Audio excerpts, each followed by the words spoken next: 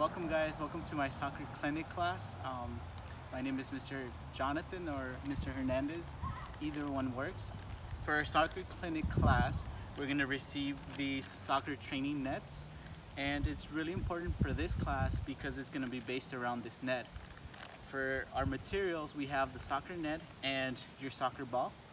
When you get this, it's really important that you kind of keep it in place because it can get easily tangled.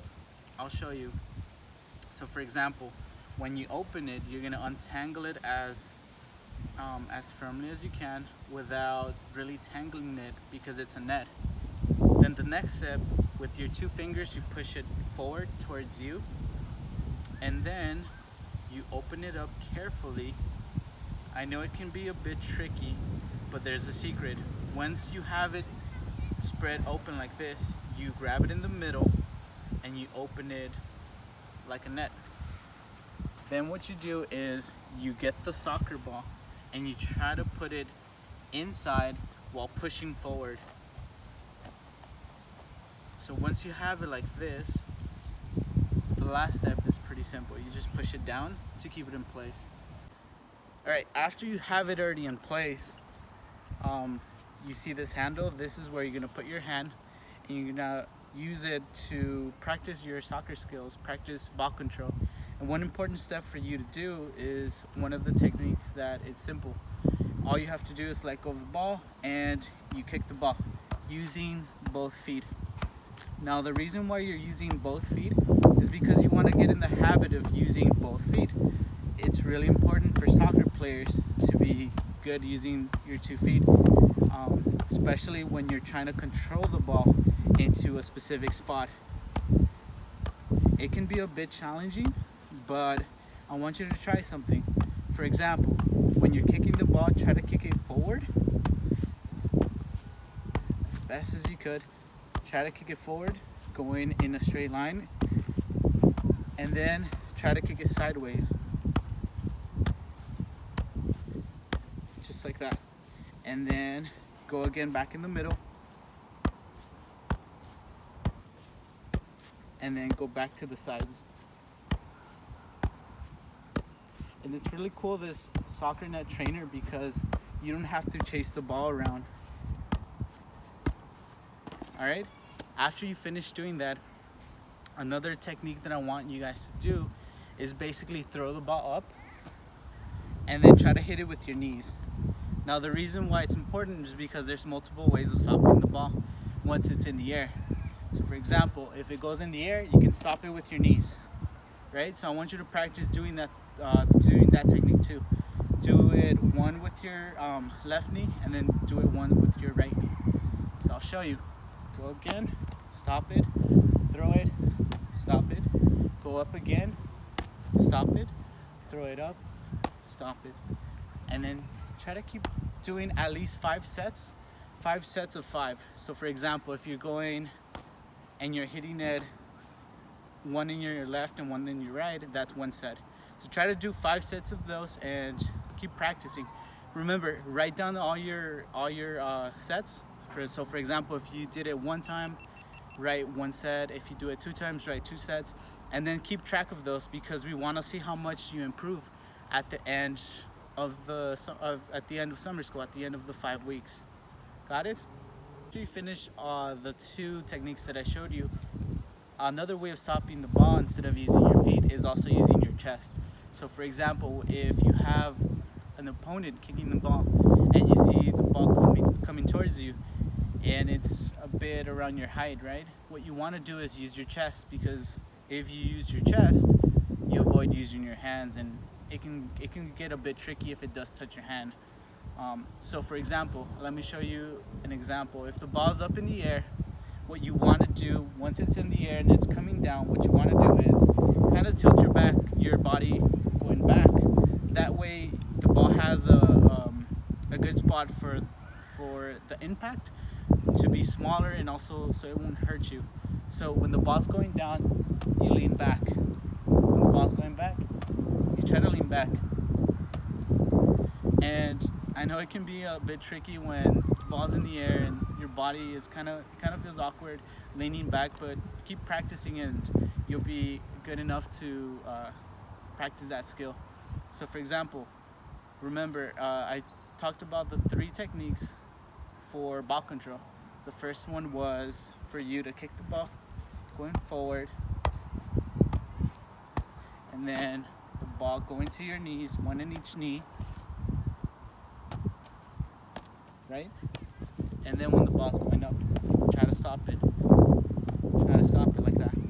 Now let me show you why after you finish using the soccer net, it's really important. Because once you get a bit better with using the soccer net, it's gonna be easier to use it in practice.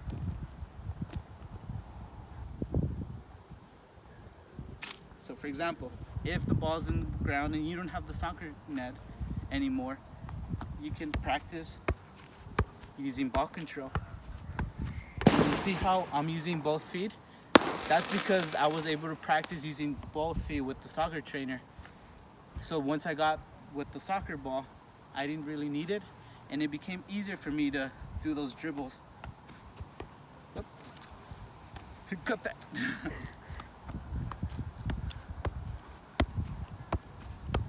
And then to your chest. We talked about using both our feet with the soccer net. You can also practice how to walk using also both feet. So for example, if you finish all the techniques and you're going home, you can always put the soccer ball back in the soccer net and then just keep walking your way home using, kicking the ball using your 2 feet. But also remember to be cautious about your surroundings. So if you're walking and you're kicking the ball, make sure you're watching if there's other people, and also remember to wear your mask if you're going back home. Also, if I don't want you to bump into any cars. So remember, if you're going back home, you can also practice using your 2 feet. Using your 2 feet. And you could just keep practicing using your 2 feet. At the beginning, you're gonna try to see the soccer ball at first, but then once you get in the habit and you get a little bit more, you can look forward instead of looking at the soccer ball. And I encourage you to do that because it gives you a sense of a better ball control, and also it improves your surroundings as you're running with the soccer ball. So try to look forward.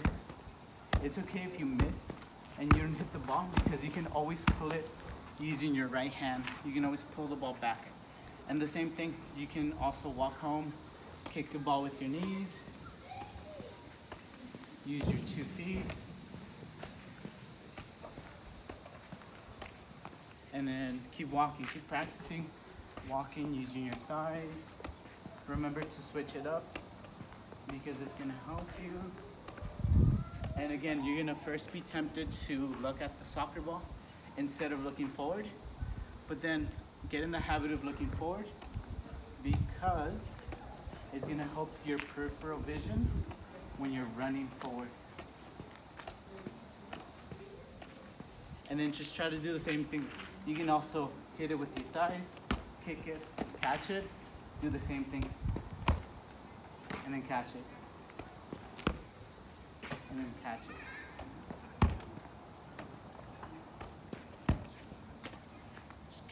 Keep practicing using those things just to improve it. And then, like I said, you can also switch it up.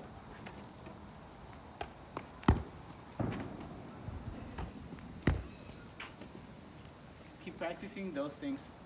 You can, like I said, you can use that when you're going back home, and it's gonna help you improve your ball control overall.